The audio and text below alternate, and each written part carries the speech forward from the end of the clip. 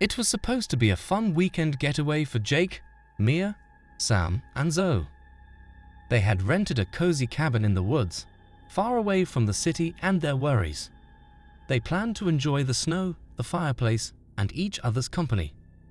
The cabin, nestled among tall pine trees and blanketed in a fresh layer of snow, radiated a rustic charm. A trail of footprints marked the path to the front door, hinting at the excitement that awaited within. As the friends stepped into the cabin, the warmth of the fireplace enveloped them, offering a stark contrast to the winter chill outside. The interior exuded a timeless coziness, with wooden beams, plaid blankets, and a well-stocked kitchen promising delightful culinary adventures. Mia immediately took charge, suggesting they whip up a steaming pot of hot cocoa, while the others prepared to explore the snowy landscape surrounding the cabin. Laughter echoed through the air as they engaged in friendly snowball fights, built a quirky snowman, and marveled at the untouched beauty of the winter wilderness. The snow-laden trees seemed to stand sentinel, their branches gently swaying in response to the friends' cheerful banter. But something went wrong, something terrible. The first night, they heard a loud howl outside. They thought it was just a wolf, or maybe a coyote. They laughed it off and went to bed. As the night progressed, an unsettling stillness settled over the cabin. The warmth of the fireplace seemed to struggle against an encroaching cold, and shadows flickered on the walls, casting eerie shapes that danced with the crackling flames. The friends, nestled in their beds, dismissed the howl as a mere trick of the wilderness, a part of the rustic charm they had sought for their getaway. However, as the clock ticked away the hours, a disconcerting feeling lingered in the air. Dreams turned restless, and the once inviting coziness of the cabin now seemed to harbor a subtle sense of foreboding. Unbeknownst to them, the howl that echoed through the woods carried with it an ancient resonance, a harbinger of something darker, lurking beyond the reach of their understanding. The next morning, they found the door of the cabin scratched and dented, as if something had tried to break in. They also noticed that the snow around the cabin was stained with blood. They wondered what had happened, but they didn't want to panic.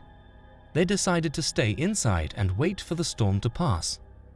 A tense atmosphere enveloped the cabin as the friends examined the unsettling signs of the night's disturbance.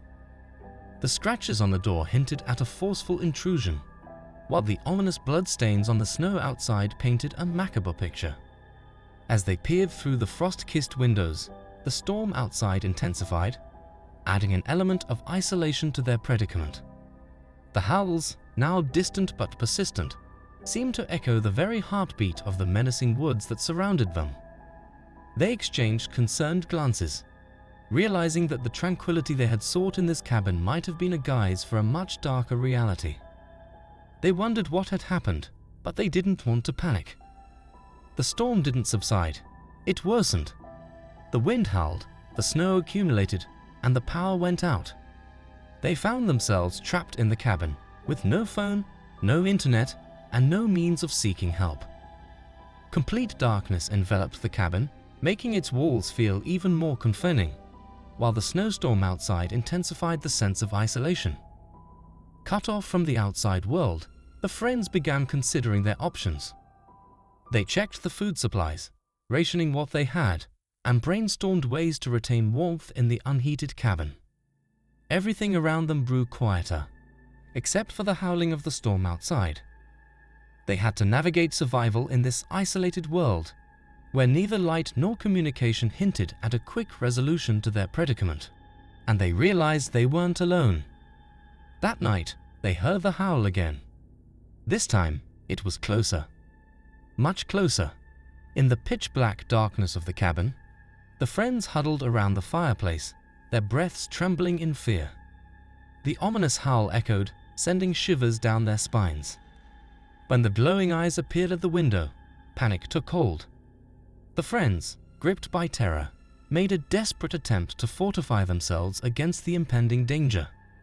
But their efforts were futile.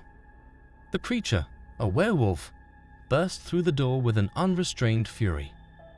Its fur bristled, claws gleaming, and fangs bared in a terrifying snarl. The The room erupted in chaos as the friends, armed with makeshift weapons, fought to defend themselves against the monstrous onslaught. Jake was the first to die. He tried to fight back with a poker, but the werewolf snapped his neck with one bite. Maya was the next. She hid under the couch, but the werewolf found her and dragged her out. She screamed as the werewolf ripped her to shreds. Sam and Zoe were the last ones left. They ran upstairs, hoping to find a way out, but there was none. The windows were boarded up, the roof was too steep, and the werewolf was behind them. They locked themselves in a bedroom, hoping to buy some time. But the werewolf was relentless. It clawed at the door, making it shake and splinter.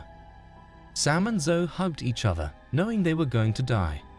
They said their goodbyes and kissed. The door burst open. The werewolf entered. It rolled and attacked.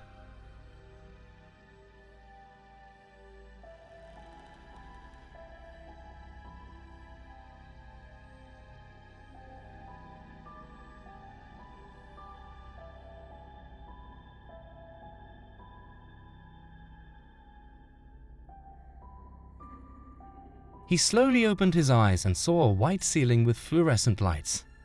He felt a dull pain in his head and a cold metal device attached to his chest with electrodes. He tried to move, but he was restrained by wires and tubes that connected him to various machines. He heard a beep from a monitor next to his bed that displayed his vital signs. He realized he was in a hospital, but he had no memory of how he got there or what had happened to him. He felt a surge of panic and confusion. "Hello, Mr. Smith. You're awake," a voice said in a friendly tone. He turned his head and saw a man in a white coat standing by the door. He had a clipboard in his hand and a smile on his face. He looked like a doctor, but he also had a strange device on his ear that blinked with red and green lights.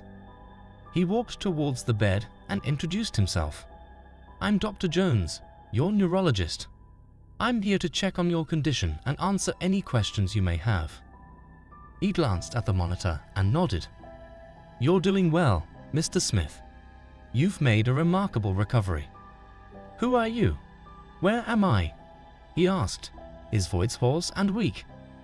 He looked at the man who spoke to him, but he didn't recognize him. He wore a white coat with a name tag that said, Dr. Jones.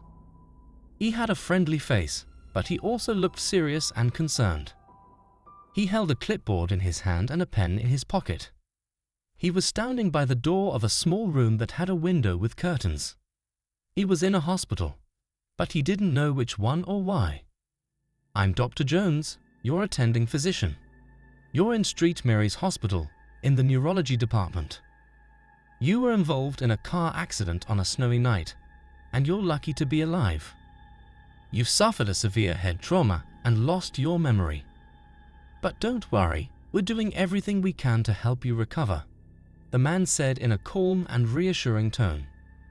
He walked towards the bed and checked the machines that were attached to him. He had wires and tubes that connected him to a monitor, an IV drip, and a ventilator. He felt a sharp pain in his head and a dull ache in his chest. He was scared and confused. He didn't remember anything about the accident or his life before it. He didn't even know his own name. He felt like a stranger in his own body. He wanted to ask more questions, but he didn't have the strength to speak. He closed his eyes and hoped that this was all a bad dream. He felt a surge of panic and didn't remember anything. He didn't know who he was, where he came from, or what he was doing. He looked at the man and saw something sinister in his eyes. "What are you doing to me?" he asked. "We're conducting some tests to assess your brain function and to stimulate your memory. It's a new and experimental procedure, but it has shown promising results. You're part of a groundbreaking research project, Mr. Smith. You should be proud," the man said. He felt a chill down his spine. He didn't trust the man. He didn't believe his words. He sensed that he was lying. He sensed that he was in danger. "What kind of tests? What kind of project?" he asked. The man's smile widened into a sinister grin. He pressed a button on the wall with his gloved hand. The lights dimmed and a large screen lowered from the ceiling with a whirring sound. He saw images of blood, fire, and death flashing before his eyes. He heard screams, gunshots, and explosions echoing in his ears. He felt a jolt of electricity run through his body from the electrodes attached to his temples. He gasped in pain and terror, his muscles twitching involuntarily. These are some of the memories we're trying to restore, Mr. Smith. You see, you're not an ordinary man. You're a special agent, a spy, a killer. You've done things that most people can't imagine. You've seen things that most people can't handle. You've been to places that most people can't find. You have secrets that most people can't know. And we want to know them all, Mr. Smith. We want to know everything about you, the man said, his voice cold and cruel. He leaned closer to his captive, his eyes gleaming with malice. We want to know who you are, what you've done, and who you work for. And we won't stop until we get what we want, Mr. Smith. We won't stop until we break you. He felt a wave of nausea and confusion, as if his mind was spinning out of control. He didn't understand what was happening to him. He didn't recognize the images on the screen that showed scenes of violence and horror. He didn't remember being a spy, a killer, or anything else that the man claimed he was. He didn't know who he was or who they were. He felt like a stranger in his own body. "Who are you? What do you want from me?" he asked, his voice trembling. The man laughed, a cruel and mocking sound. He pressed another button on the wall. The screen changed. He saw a woman, a child, and a dog. They were smiling and happy, posing for a photo in a park. They looked familiar, but he couldn't place them. He felt a pang of emotion in his heart, a mix of love and sadness. He wondered if they were his family, his friends, or his enemies. These are some of the memories we're trying to erase, Mr. Smith. You see, you're not only a spy, a killer, or a special agent. You're also a husband, a father, and a friend. You have a family, a home, and a life. But you don't need them anymore, Mr. Smith. You don't belong to them anymore. You belong to us. We're your new family, your new home, and your new life. And we're going to make you forget everything else, Mr. Smith. We're going to make you ours, the man said. He felt a surge of anger and fear, a primal instinct to survive. He didn't want to forget his past, his memories, his self. He didn't want to lose his freedom, his dignity, his will. He didn't want to belong to them, to their experiments, to their agenda. He wanted to escape from this nightmare, from this prison, from this hell. He wanted to fight back against them, against their torture, against their control. He wanted to live his own life, his own way, his own choice. "Let me go. Leave me alone. Get away from me," he shouted, his voice hoarse and desperate. The man shook his head, his expression cold and indifferent. He pressed another button on the wall, his fingers moving with ease and precision. The screen went black, the images and sounds of horror disappearing. He heard a voice in his ear, a voice that sounded calm and authoritative. Subject 47. Commence Phase 2. Initiate memory wipe. Begin neural reprogramming. Prepare for extraction. Operation Snowblind is a go, the voice said, giving the final order. He felt a sharp pain in his head, as if 1,000 needles were piercing his brain. He felt his mind slipping away, his thoughts and emotions fading. He felt his identity fading away, his name and personality erasing. He felt nothing, no pain, no fear, no anger. He closed his eyes and saw a white ceiling, a blank canvas for his new life.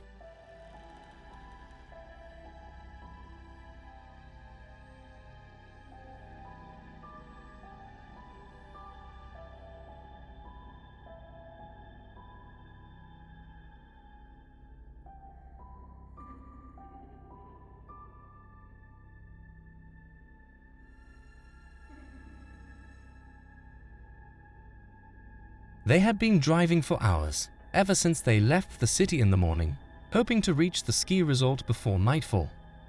But the snowstorm was too fierce, and it showed no signs of stopping. They soon lost their way in the blizzard, as the road signs and landmarks were covered by the thick layer of snow. The road was barely visible, and the GPS signal was gone. They had no map, no phone, no radio. They were running low on gas and had no idea where they were. They felt like they were trapped in a frozen nightmare. "Maybe we should turn back," Lisa suggested, shivering in the passenger seat. She wrapped herself in a blanket, but it did little to keep her warm. "We might find a town or a gas station along the way, or maybe someone who can help us." "No, we can't," Jake replied, gripping the steering wheel. He squinted his eyes, trying to see through the windshield. The wipers were barely keeping up with the snowfall. "We've come too far to give up now. There has to be something up ahead. Maybe a cabin or a lodge. Anything. We just need to find some shelter for the night." They drove on, hoping for a miracle. And then they saw it. A faint light in the distance, shining through the snow. It looked like a large building, maybe a mansion. It was hard to tell from the distance, but it seemed to have windows and a door. They felt a surge of relief and excitement. Maybe they had finally found a place to stay. Maybe they would survive this ordeal. They sped up, eager to reach the light. "Look, there it is," Jake exclaimed, pointing at the light. "We're saved." He sped up, eager to reach the shelter. As they got closer, they saw that the building was indeed a mansion, but it looked old and decrepit. The windows were boarded up, the roof was caved in, and the walls were covered in graffiti. It looked like it had been abandoned for years. It stood in stark contrast to the pristine snow that surrounded it. "Are you sure this is a good idea?" Lisa asked, feeling uneasy. "This place looks creepy." "It's better than freezing to death in the car," Jake said, pulling over. "Come on, let's check it out. Maybe there's a phone or a fireplace inside, or maybe some food or water. We can't afford to be picky right now." They got out of the car, grabbing their coats and bags. They trudged through the snow, approaching the mansion. The front door was unlocked, and they pushed it open. Inside, they found a dark and dusty hallway, filled with cobwebs and debris. It smelled like mold and rot. They turned on their flashlights and looked around. The walls were lined with faded portraits and paintings, and the floor was littered with broken furniture and glass. It looked like no one had lived there for a long time. "Hello," Jake called out, hoping for a response. "Is anyone here?" There was no answer, only silence. They walked further into the mansion, exploring the rooms. They saw a living room, a dining room, a kitchen, and a library, all in a state of decay. They found no signs of life, only old furniture, broken dishes, and torn books. The air was stale and dusty, and the only sounds were their footsteps and the creaking of the floorboards. "This place is a dump," Lisa said, disgusted. "How can anyone live here?" "Maybe they don't," Jake said, shrugging. "Maybe it's haunted." He laughed, trying to lighten the mood. Lisa didn't find it funny. She felt a chill run down her spine and wished they had never come here. She wondered what had happened to the people who used to live here and why they had left. She hoped they wouldn't encounter any ghosts or monsters. They continued their search, hoping to find a bedroom or a bathroom. They climbed up the stairs and reached the second floor. There, they saw a long corridor with several doors on both sides. They tried each one, but they were all locked. They wondered what secrets were hidden behind them, and if they would ever find out. They felt like they were in a horror movie, and they didn't like it. "Damn, what's with all these locks?" Jake said, frustrated. "Maybe there's something valuable in there. Or maybe there's something horrible," Lisa said, nervously. "Maybe we should leave." She looked around, feeling scared, She didn't like this place at all.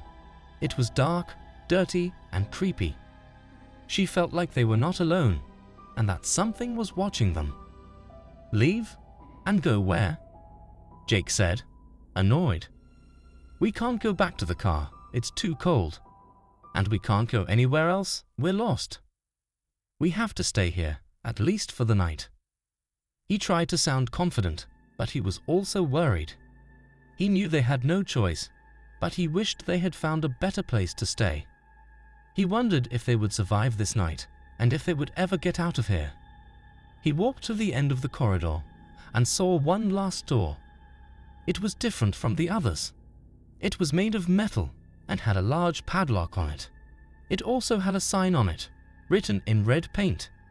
It read, "Do not enter." He felt a surge of curiosity and fear. He wondered what was behind that door and why it was locked and warned. He felt tempted to open it and see for himself. But he also felt a sense of danger and a voice in his head telling him to stay away. He hesitated, torn between his curiosity and his fear. Jake felt a surge of curiosity and adrenaline. He wanted to know what was behind the door. He grabbed the padlock and tried to break it. It was too strong. He looked around and saw a crowbar leaning against the wall. He picked it up and smashed it against the padlock. It broke with a loud clang and the door swung open. "Jake, what are you doing?" Lisa said, scared. "Don't go in there." Jake ignored her and stepped into the room. He shone his flashlight and gasped. He saw a large pentagram drawn on the floor, surrounded by candles and skulls. He saw a wooden table covered with knives and needles. He saw a book open to a page with strange symbols and words. He saw a pile of bones, human bones, in the corner. He realized he had entered a ritual room, a place where the previous owners had performed unspeakable acts of evil. He felt a wave of horror and disgust wash over him. He turned around and ran out of the room. "Lisa, we have to get out of here," he shouted, grabbing her hand. "This place is a nightmare." They ran down the stairs, heading for the exit. But as they reached the bottom, they heard a loud slam. They looked back and saw the front door closed by itself. They heard a click and saw the lock turn. They were trapped. They heard a laugh, a sinister laugh, coming from the ritual room. They saw a shadow, a dark figure, standing in the doorway. It spoke in a raspy voice. "Welcome to our mansion, my dear guests. We've been expecting you. You see, we need 2 more sacrifices to complete our ritual. And you two are perfect. You'll make a lovely couple in hell." They screamed as the figure approached them. They tried to fight, but it was too strong. It grabbed them and dragged them into the ritual room. It locked the door behind them and began the ceremony. They never made it to the ski resort. They never saw the light of day again.